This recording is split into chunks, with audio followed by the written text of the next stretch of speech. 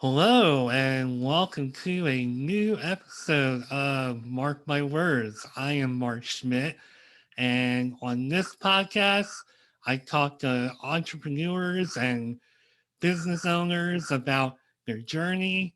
I talk about the crossroads, kind of where everything changed for them depending on career or life circumstances. And I talk about where they are today.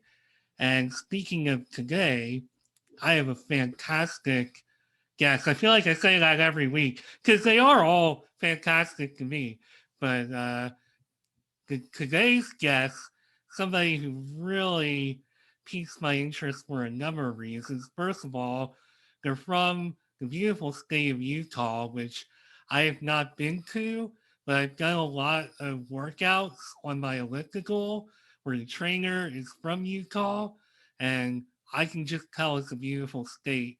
So that right there is something I love.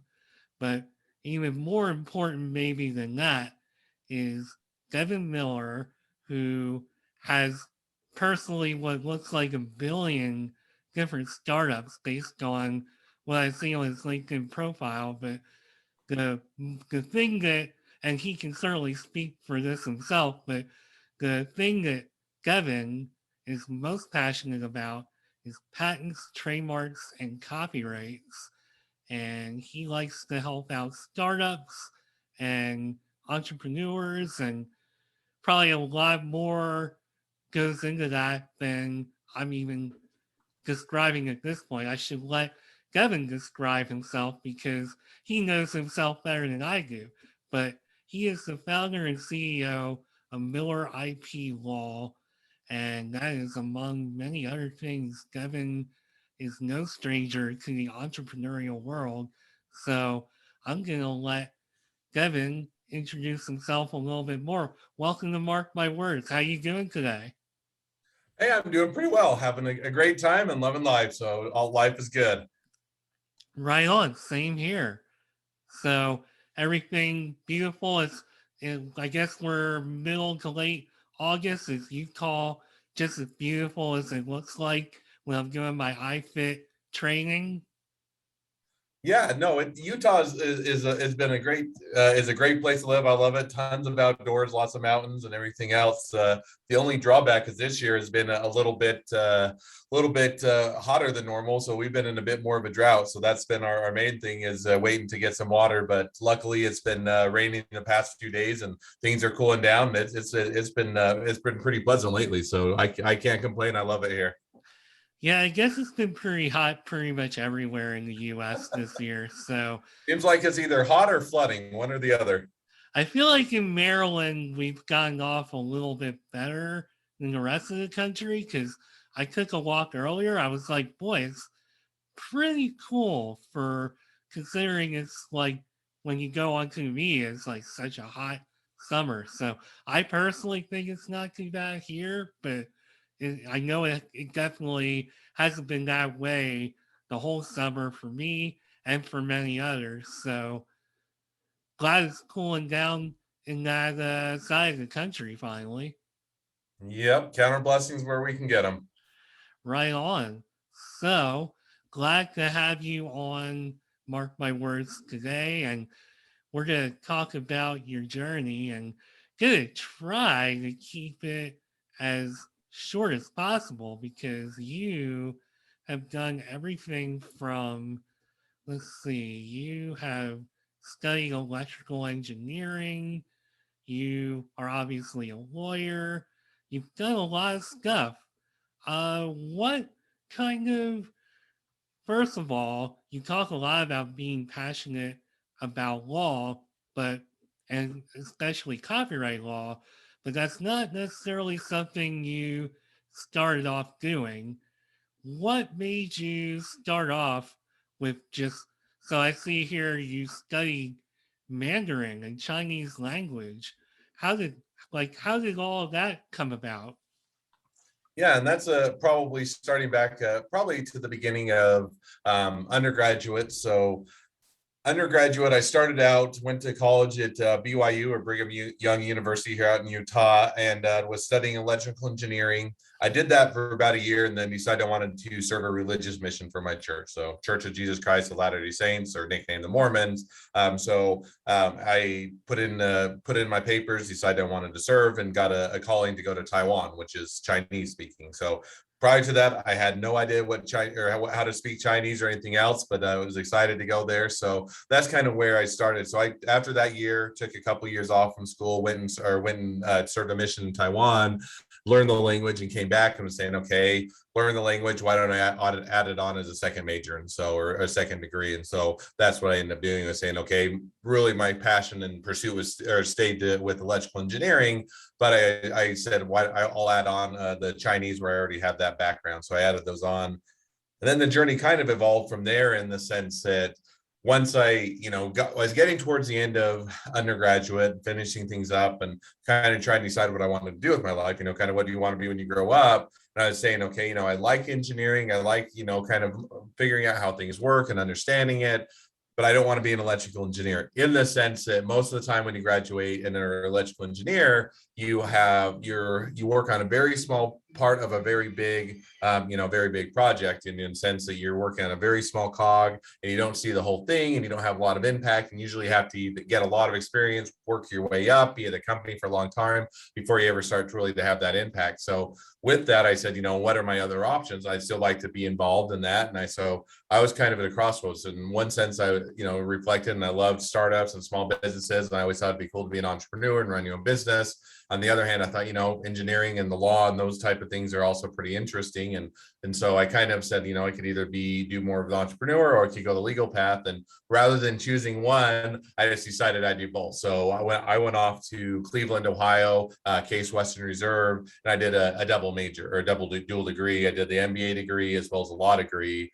And kind of since then, that kind of set the tone. And really since then, all those steps along, I've continued to really pursue entrepreneurism, do startups, start small businesses. Now I've also pursued the law, and that includes working at other law firms, and about 3 years ago deciding to start my own law firm. So that's a very short or condensed version, but me in a nutshell. Wow, and you rattled that off like I was timing you too. So I don't know if we need to go quite that fast. I still have some questions about holy smokes, before you wound up in Cleveland. So as far as like your mission, did you know you were gonna do one? Were you like, did you know what you were gonna do? How did that come about for you? Yeah, so short answer is yes. So I grew up pretty devout, I was a devout Mormon, or a devout member of the church. And so it was kind of always had that desire to, most of the time, for a lot of young men or men in the church, you end up serving a mission. You go out for a couple of years, and women often do it as well. But it's kind of, it's not required, it's not expected. But a lot of people just have a willingness to serve and wanting to serve, because they are seeing how it's blessed their lives. So that was kind of a lot of where I came at it, as well as, hey, I don't have to serve, it's my choice, but I have a desire to kind of go out and share what I feel is blessings in my life. And so it was really kind of growing up. And so when I went to BYU for the first year, when you're at that point in time, you had to be 19 to go serve a mission. So I graduated high school at 18, had a year, wanted to go start getting education kicked off. And so that's why I did it for a year before going on. So yeah, it was really always kind of in the cards, and always decided. Now, going to Taiwan was never in the cards, and I never even anticipated learning a language or doing anything of that nature. And so that was something that wasn't necessarily in the plans, but going and serving and doing a mission certainly was.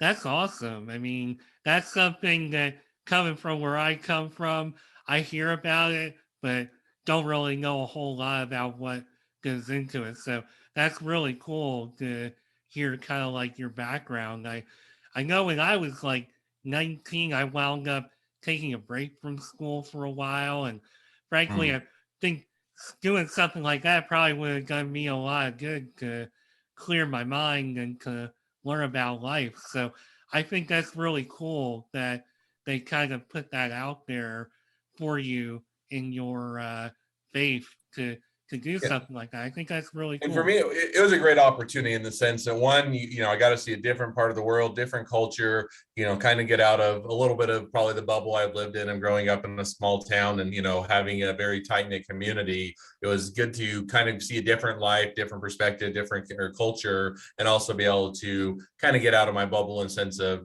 being a little bit more of an introvert and having to go talk with people and having to, share what I think and what I believe was one where it's kind of set me up for not being scared of public speaking or to do other or share do a podcast or just share anything else, because really kind of came over that fear when you're talking with hundreds of people every day about what you believe in. You kind of have to overcome that fear quickly, so it certainly was a benefit throughout the rest of my life and in my career as well.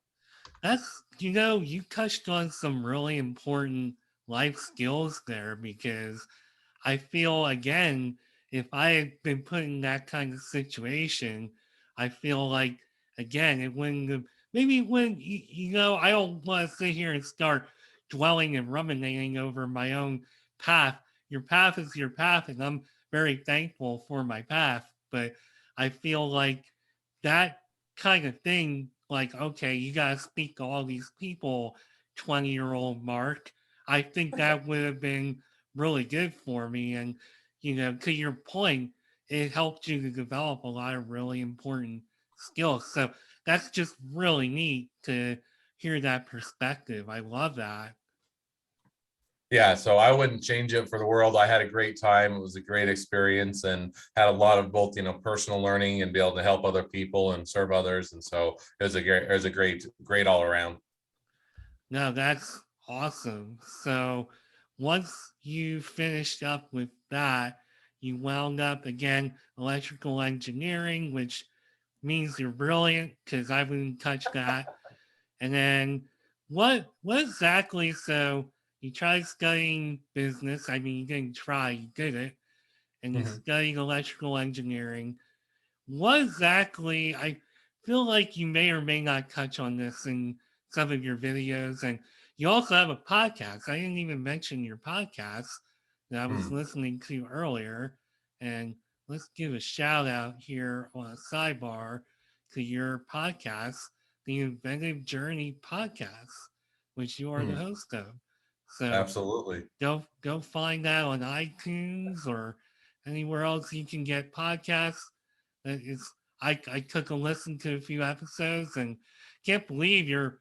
I was like, okay, he's got a podcast. You have over 300 episodes, so that's awesome. Yep. So I enjoy it and love it. And kind of, I'm sure kind of your experience as well is a lot of the podcast was really started out. So, now jumping to more where I'm at today, but I work, with the law firm, I work with a ton of startups and small businesses.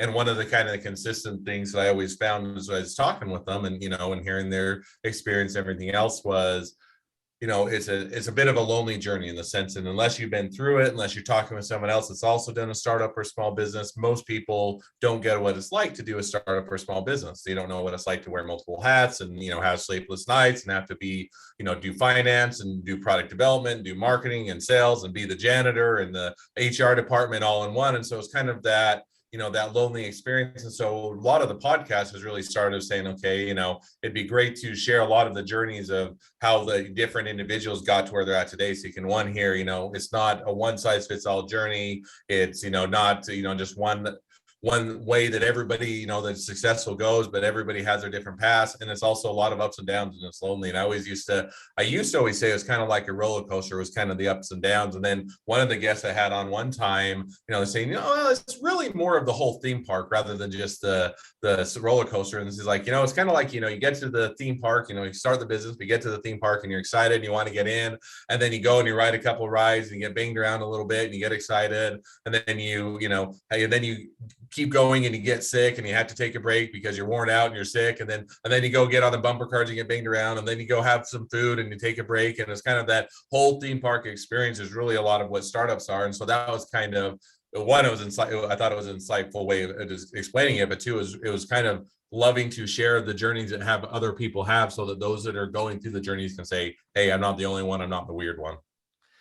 And that in a nutshell is one of the reasons I do this podcast, is because everybody like you have this really cool, unique journey. And not only do I want to share it and have a platform to share it, but I like just being kind of like a fly on the wall. I know I'm asking the questions and doing the interview, but I also get a window into your life and so many other really cool people's lives and journeys. And it's just really amazing to kind of be a very small part of that. And I have loved just doing this. And being a podcast host and producer is also an entrepreneurial endeavor. You think, oh, podcast is a podcast, and that's true, but it's also a business. So I mean, I guess depending on your perspective, but I think most people want it to be a business. So Mm. but No, and I think that, and I think that oftentimes, I love podcasts. I listen to a whole bunch of them. I listen to everything from business wars to the news to everything else. And most of what I consume, if I'm driving somewhere, I'm either listening to a book on tape or I'm listening to a podcast. And, there's a lot that goes into a podcast. It always sounds simple. You listen to it, but finding the ghost or guests, lining them up, finding a good conversation, processing the episode, launching it, promoting it, sharing it. There's a lot of work that goes into podcasts behind the scenes that you listen to it on your podcast player and you think, oh, those are simple. It's just a fun conversation, which it is. It's a very enjoyable, but there's certainly a lot more to it as well. yeah, there's a lot to it, and if I'm sure, especially with you having all these different businesses, and then on top of that, you want to do a podcast, it's a ton of work. And I know for me, working a 9 to 5, even though I'm currently now working from home, I still don't have like all the time in the world. I still have a job to do. So, it does take time. It takes work, dedication, all those things that entrepreneurs need in order to be successful. And before I get back to what I was talking about originally, like 5 minutes ago, I do want to add that I agree with the whole theme park analogy that he gave there. I definitely feel like it can be that kind of adventure being an entrepreneur or running a podcast. I also know that it's not always fun and there can be some ups and downs. I know since I started doing this, I've had 2 points that were pretty down where I had to really dig deep and say, okay, I gotta try to get past this and move on because I know it can be really good and really fun. So it's not all fun and games. It sounds like it's fun and games, but it's not. No, there's a lot of fun and games to be with it, but to have the to believe that if you start your own business or you do your own thing, that it's all just going to be fun and it's going to be good times and there's never going to be any issues or worries is I think deceiving yourself. So I think you have to be prepared to have a fun time, but also prepared for the tough times because it's all part of the deal. Well, speaking of being a part of the deal, let's talk about the deal where you decided to get into intellectual property law and decide to become a lawyer. How did that come about? What inspired you to change gears? Yeah, it was. I said it was kind of. It wasn't necessarily changing gears. So as I mentioned in some brief intro, and I ran through the whole thing much more quickly to kind of just set up the stage. But I was really, getting towards the end of undergraduate, and I was saying, I like engineering, I like doing it, but I don't want to be, I don't want to be an engineer in the sense that I don't want to be the small cog in the wheel. I like to, I guess I like too much control. It's probably the entrepreneur in me. I like to do a lot of things. I like to see a lot of, or, see a lot of different inventions and have a bigger impact. And it just was kind of, being an engineer sounded too boring. And so it was one of, what do I do then? I have a good degree, a good background, and I could have gone and got a job at that point and done well, but it was more of, what do I want to do? And so that's where I had that crossroads of, do I want to be an entrepreneur, do my own thing, run a business? And answer was yes. And I've done that. But I also was saying, hey, the nice thing about intellectual property is you can incorporate, one thing is a lot of people know is with patent law is you have to have a technical undergraduate in order to be a patent attorney. So you either have to have electrical engineering or mechanical engineering or physics or civil engineering or some hard sciences.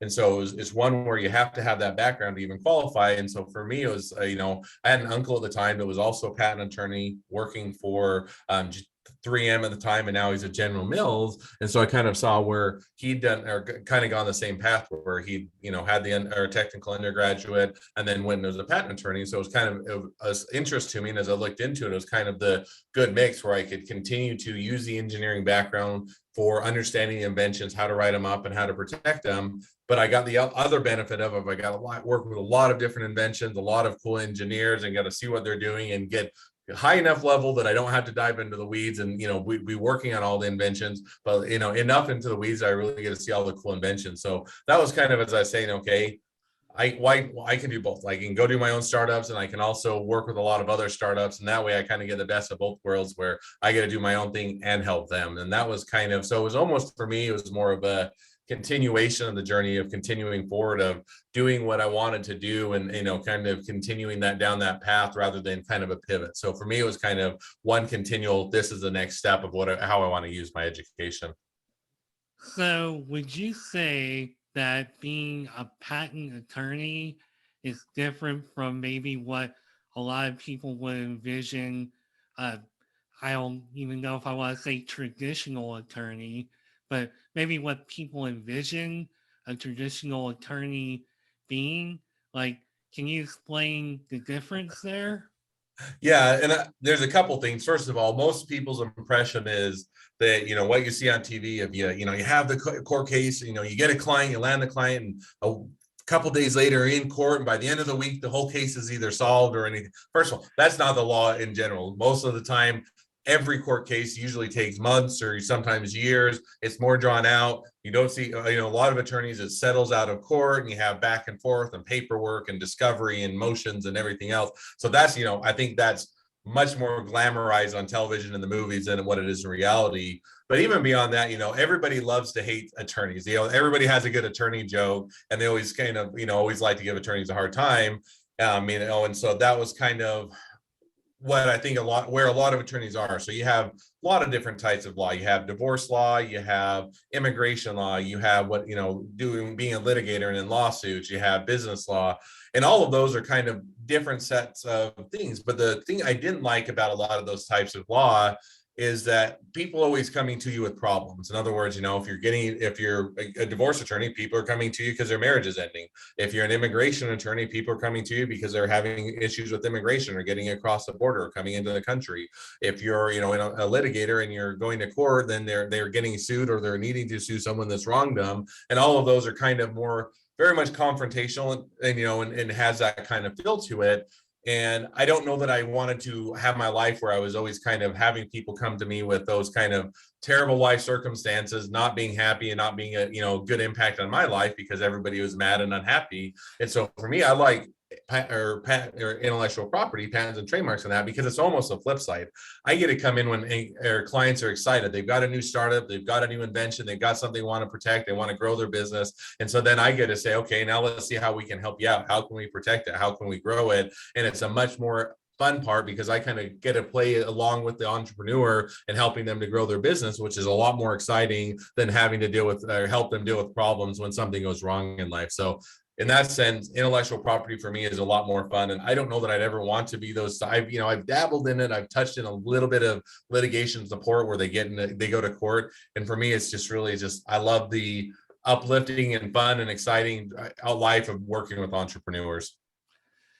So, do you ever run into anything that's like a real problem or a confrontation? Because people take patents and copyrights and stuff very seriously. So, it can, at least, our wonderful media can make it sound very contentious. So, does it ever become contentious? Like, obviously, we're not talking about, real life, like real dramatic stuff, but can it become contentious? Yeah, so yes, not on my end, but yes, it can. So, you can, there's patent and trademark and copyright lawsuits and all over the, not as much as maybe some other ties, but there certainly happens. If you to go back, Apple and Samsung have gone back and forth on patent lawsuits. You have, Pepsi and Coke that have gone forth on trademark lawsuits, and there's a lot of lawsuits that come about.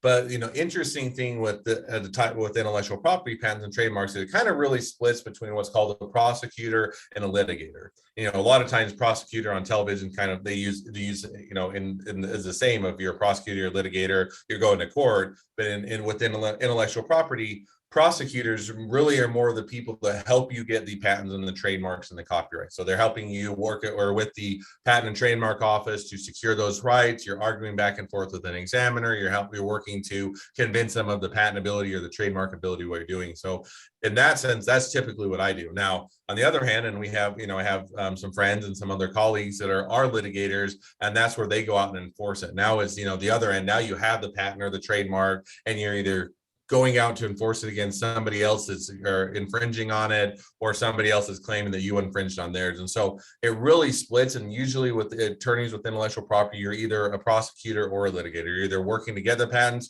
or you're working to enforce them. And you typically don't mix a lot because it requires quite a bit of expertise and skill set to do either. So it's hard to make that, to do both of those well at the same time.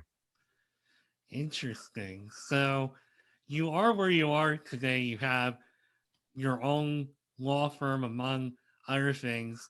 Did you feel, because it looks like you worked with a few firms before going out on your own, did you feel that you needed to have that experience before you went out on your own? Yeah, looking back, I think it was great. I don't know, I could try and say that, oh yeah, it was part of my plan, and it was really, to some degree, it was.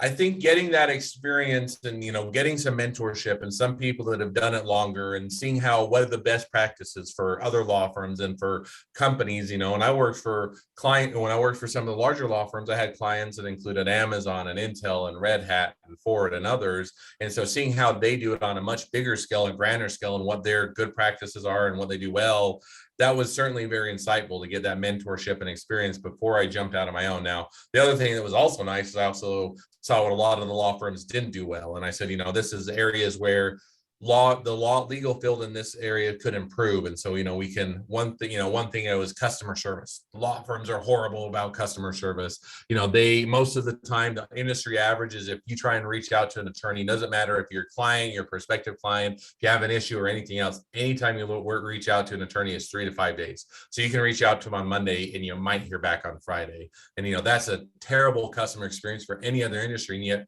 legal industry, it's almost an accepted norm. And so those are the kind of things I'm saying, why is the industry this way? And it's really just that's how law has always been. And so why change it? Or, just that's what everybody's trained to do. And so when I went and started my own firm, I'm saying, okay, do these things make sense? Do I like these things? And what are the things I don't like? And what are the things that can be improved? And then it gave me a lot of insight as to how to take the best pieces from what I learned and also what issues to address that all the other law firms really aren't. So I loved it. And I think it's great to get experience before you go out on your own. And speaking of going out on your own, so you got your experience and you learned and you got to a point where you said, I think I can do this on my own. And I think I can not only do that, but a couple other things. You got a lot of things going on. Uh, Hmm. what was the experience like transitioning from working at a firm, working for somebody? What steps did you take? How long did it take before you were actually out on your own? Yeah. So a few questions in there. When I looked at it, you know, there is a big difference between having, working for someone else and at a law firm and always having a managing attorney or a partner or someone that you can report to, you can ask questions to. If something goes wrong, they're ultimately going to, help you to fix it. When you go out on your own, you don't have that safety net. It's kind of removing that safety net. Now you are the person in charge. And if a client gets mad, The buck stops with you. You can't go running to a partner. If you have a question, you have to figure it out. And, sometimes, and I'll still work with the attorneys that I know and I have good network, and I'll still bounce ideas off of them. But it's a much different thing, because now you're supposed to be the expert and you're supposed to know everything, and you're not able to go and have that person that's just right next door, because you're the one that's running it. And so in that sense, it's always a bit scary. It's a bit different in the sense that now you're in a much different situation to where you're having to take control of things. On the other hand, it's really fun, because now I'm saying, with my own law firm, I don't have to go and ask them if I want to try something new and, update a system or implement a new way of doing things, or, try something out new, or try an idea, or, how we do better help the clients, or how we do marketing or sales or anything else. I get to decide. Like, there is no one else that I have to go and get permission. It doesn't have to go to a committee. It doesn't have to go through multiple approvals, and then you have to work and get everything. I can decide something today and get started on it by the end of the day and starting to work to implement it, which I find really fun and exciting, because I think it allows you to be much more nimble and an ability to pivot and adjust, versus what is a larger law firm that they have a lot more decision by committee, which decisions by committee usually don't work. And if they do, they take a long time. And on top of that, so as an entrepreneur, you learn a lot because you are, calling the shots. As you said, it all comes back to you. And I know I've learned a ton in the years that I've been writing a blog, podcasting, and I feel like in addition to the law firm, you've also started Snappy Solutions, video to content. And I feel like some of this stuff is an extension of not only your expertise as a lawyer, but also as just a content creator. And so what role, it looks like video to content is a pretty new venture for you. What inspired you to say, I can help professionals with their video content?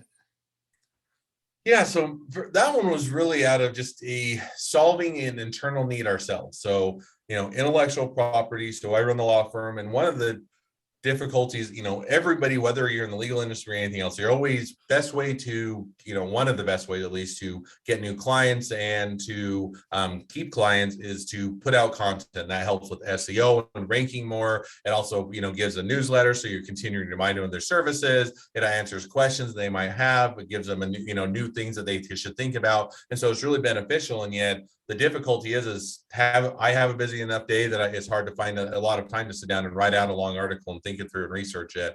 And, I can say, well, I could hire an attorney or someone else that could do that as well, that has the expertise.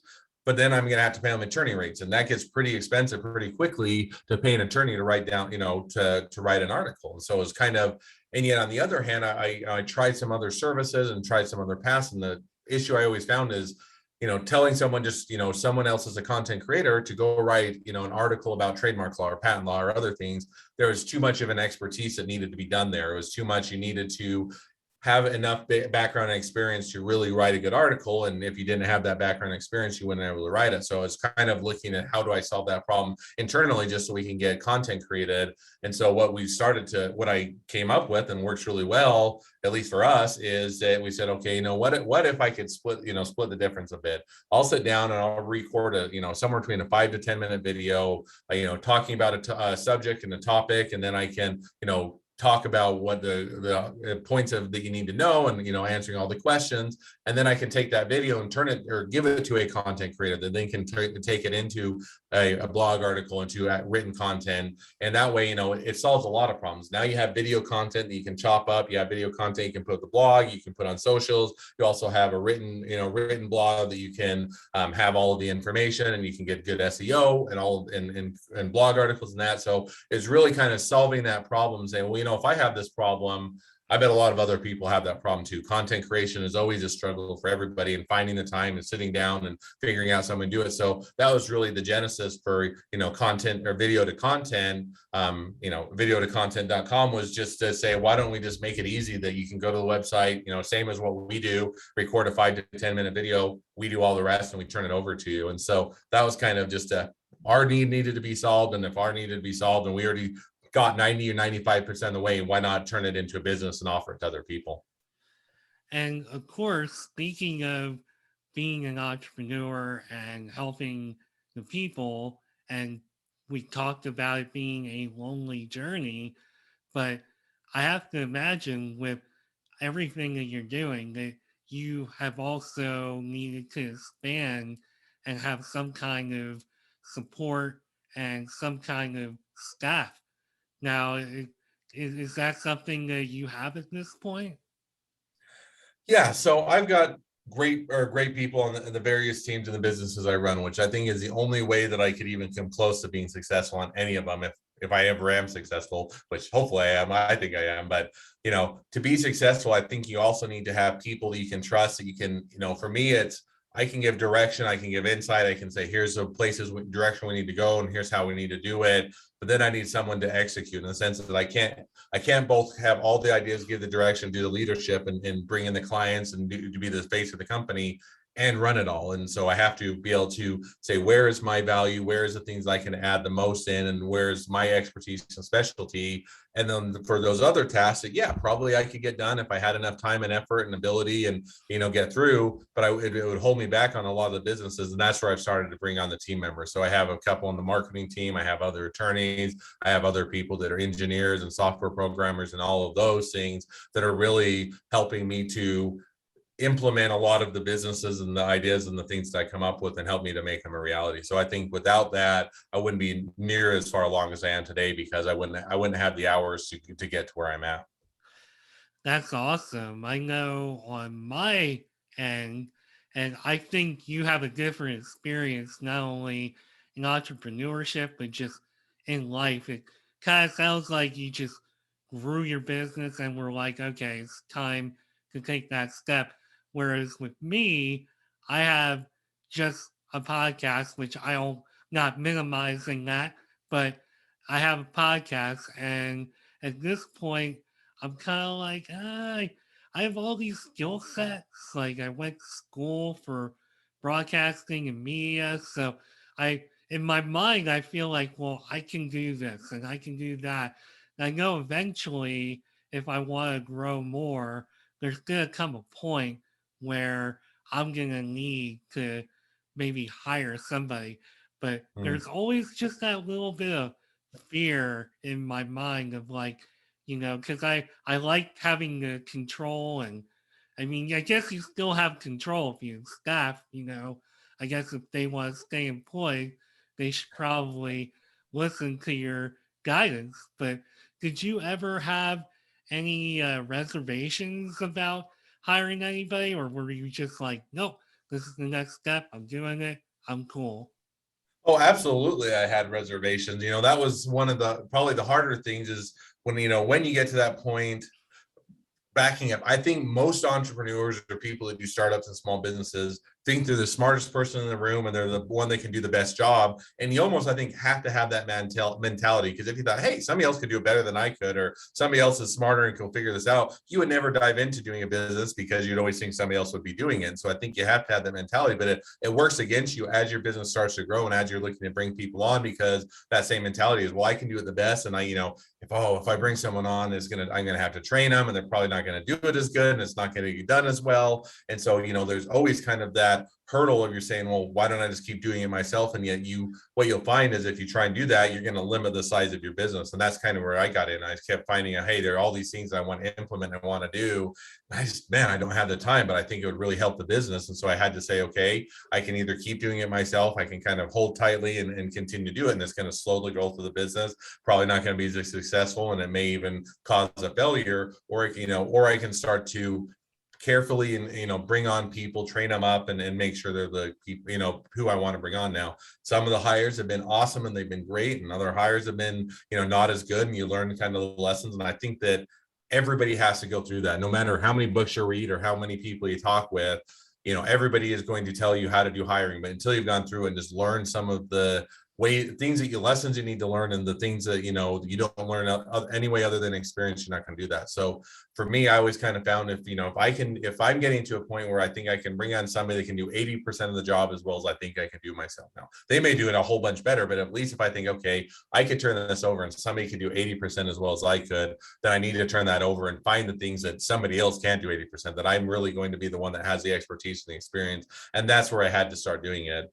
The other thing is once I bring them on, it's not just, hey, I'm going to bring them on, tell them what to do and turn them loose. It's kind of, you give them a bit of rope and you let them start to figure things out. And if they do a good job, you give them a bit more rope. And if they, mess up or they do something that's incorrect, then you pull, give them a little bit of less rope. And so it kind of allows them to grow into the, slowly turn over things, make sure it's done right, and then grow into the position. And then it allows you to gain trust in them rather than just turn it over all at once.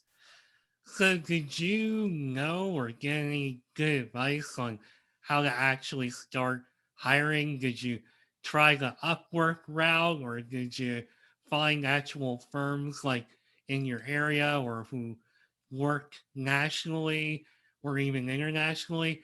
How did you go about figuring all that out? Trial by fire.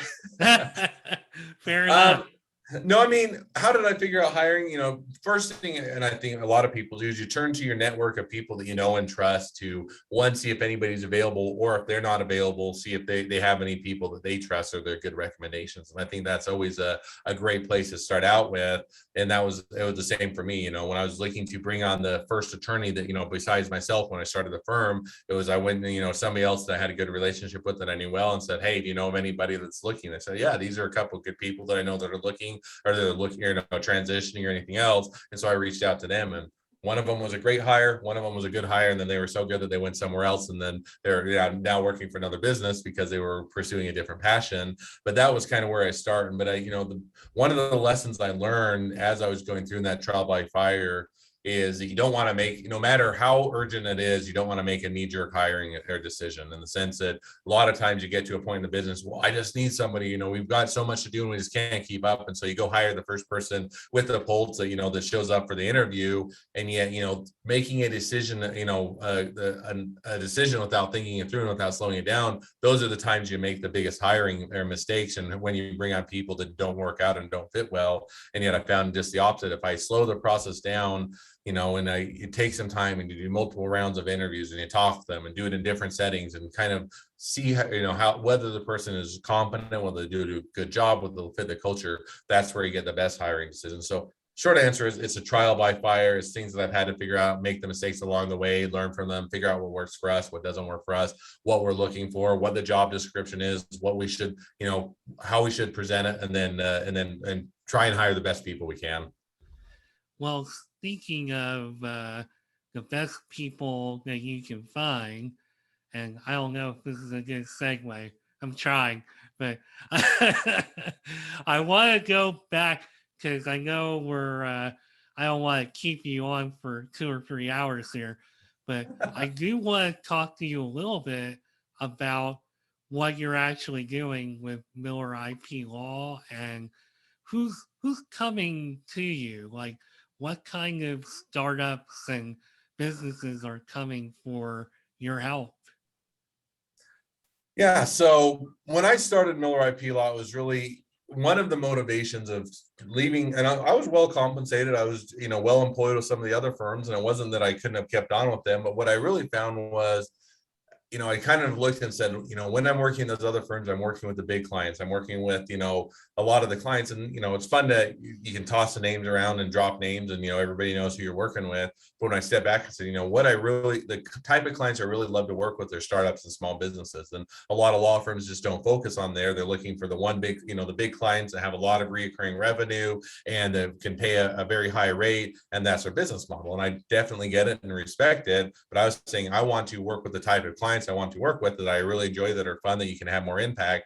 And that was the startups and small businesses. So when I started and until this day, Miller IP Law is really focused on helping startup small businesses. That's everything from a solo inventor, someone that's just built a prototype, to, hey, you've got a little bit of money, you're bootstrapping it, maybe you got investor dollars, or you know got the business going, you have a bit of recurring revenue, and now you're starting to grow. Those are kind of our sweet spot, where we're really looking to help those startups and small businesses as they get going and as they're growing, to make sure that we're helping to both help protect their business as well as build in assets, and so it continues to create value for them as they move along. So well, that's kind of where we focus. And then, kind of within that, we help with, patents for their inventions and trademarks for their brands and copyrights for the creatives. And we do some LLC for business formation. We'll do some, contracts for like NDAs and IP agreements and other things, and really just kind of helping them what they'll need to do for their business to protect and grow it as they continue forward.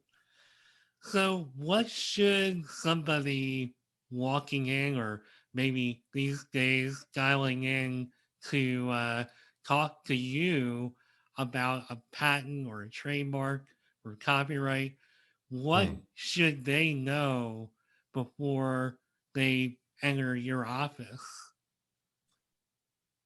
Yeah, I mean, every the probably a bit the attorney answer, this is a complete sidebar. If you're asking an attorney, if you're talking with a good attorney, because their answer is always it depends, which there's a lot of truth to that. And so it always depends on the circumstances as to what their business at. But I think that a couple things that they should always know.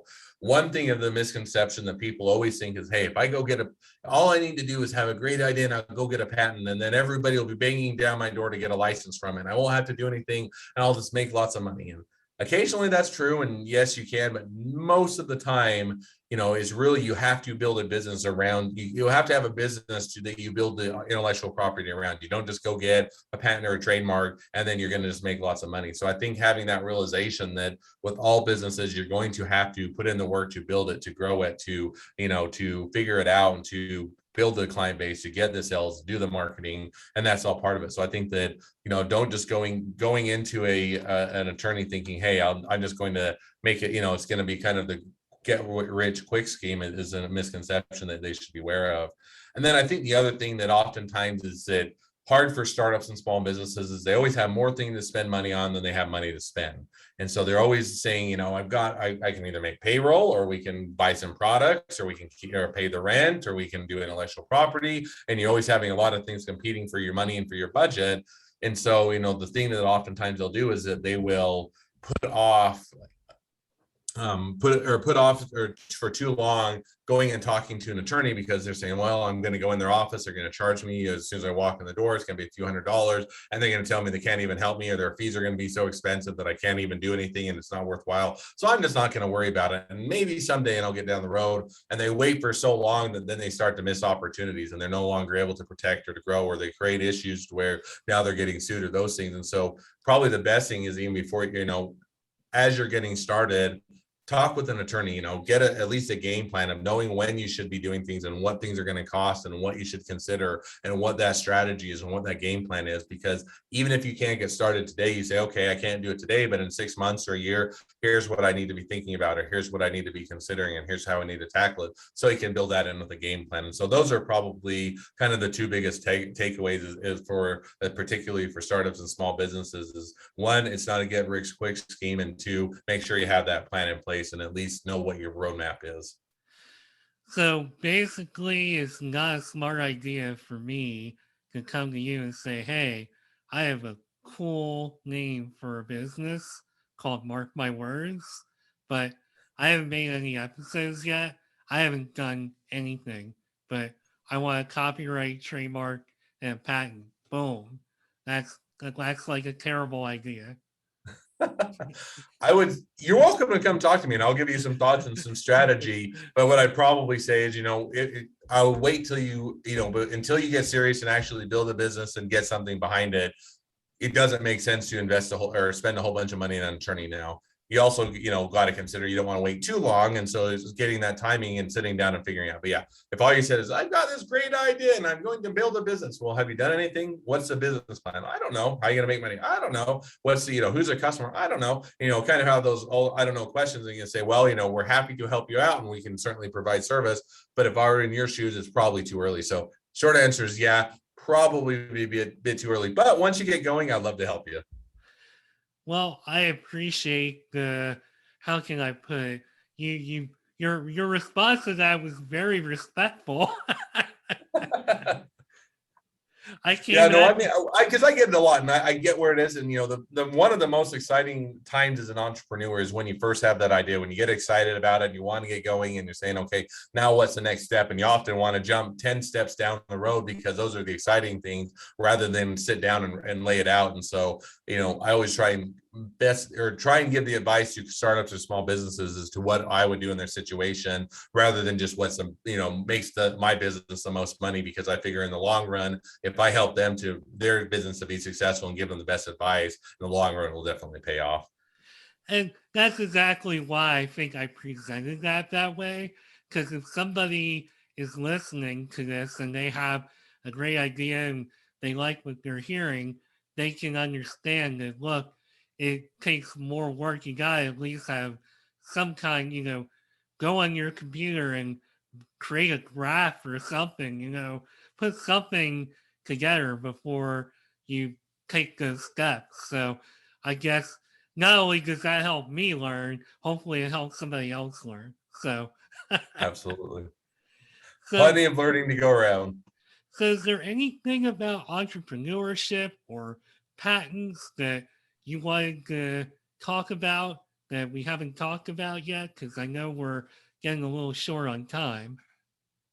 Oh, that's a conversation that I could go on for hours, and I'd probably be the only one that find it interesting, but I could talk about it for a while. No, I mean, I think that we've hit on a lot of the big things. I mean, I think that maybe to put kind of a bow on it, if you're looking for intellectual property, first figure out, there's a lot of times where people come in and they'll say, I got this great invention, and it's really cool. I need to get a trademark on it. And then it's like, well, no, you actually need to get a patent on it. And so do your bit of homework, and this is a quick introduction to the audience. Patents are for inventions. If you invent something that does something, it's for a patent. If you're creating a brand, name of a company, name of a product, a logo, a catchphrase, that's a trademark. If you're writing a book, you're doing a podcast, something that's on the creative side, you're doing a sculpture, you're doing a painting, anything of that nature, that's a copyright. So kind of at least start with that frame of mind, and you'll probably be ahead of everybody else. And then to start to do a little bit of your homework, and that's probably as good a takeaway as I could have. Fair enough. Well, this is now your opportunity to tell everybody how they can find you, whether it's on social media, website, how they can work with you. Go for it. All right. Yeah. So a couple ways that they can reach out to me. One is I'm big on LinkedIn. Most social medias, I know we have accounts set up and I have a presence. I don't engage with them as much directly. They don't resonate with me as well, but I love LinkedIn. So if you ever go on and, look for Devin Miller or Miller IP Law or Devin Miller, a patent attorney, I'll pop up pretty easily. But definitely if you want to connect or find out more about me, connect up with me there or follow me, see a lot of the content. We share a ton of information there. That's always a great place to connect. If you want to find out more about the law firm, I'll give you a couple ways to find out there.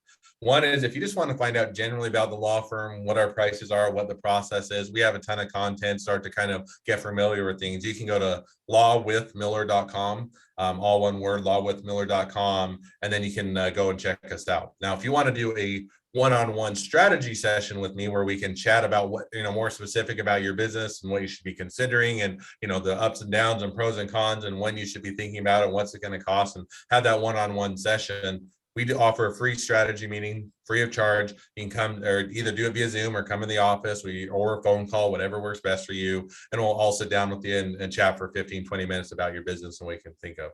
Easiest way to schedule that is go to strategymeeting.com. That links right to my calendar. You can grab a day and time that works for you, set it aside, and we can have a great time to chat. So lawwithmiller.com for the normal web or for the general website, strategymeeting.com to grab some time with me. Awesome. Well, based on everything I've heard today, I certainly hope people knock on your door and continue to find you. I think you have a lot of wisdom, and not only with IP law, but just with life in general. And I also want to add that LinkedIn is probably my biggest social media platform too. And I actually did an episode of this podcast just devoted to LinkedIn. So that tells you just how much I like LinkedIn. And I actually miss going to LinkedIn Local here in the Baltimore area. I haven't gone in person. They started doing it again in person, but I haven't Mhm. gone just because, like, obviously, right now we still have a big COVID issue. So I personally have not gone back to LinkedIn Local, but can't wait to go back. And, you know, I could ramble on about that obviously for a while, but No, thank I think you. it's definitely a great platform, great to connect, and ability to meet a lot of people and make or build a great network. So I'm right there with you. Well, thank you, Devin Miller, so much for taking time out of your busy schedule to chat with little old me on Mark My Words. I really appreciate it. And I should use a little bit of time to just tell people again. Obviously, I'm on LinkedIn. Come find me. I love talking entrepreneurship and I'm fairly active.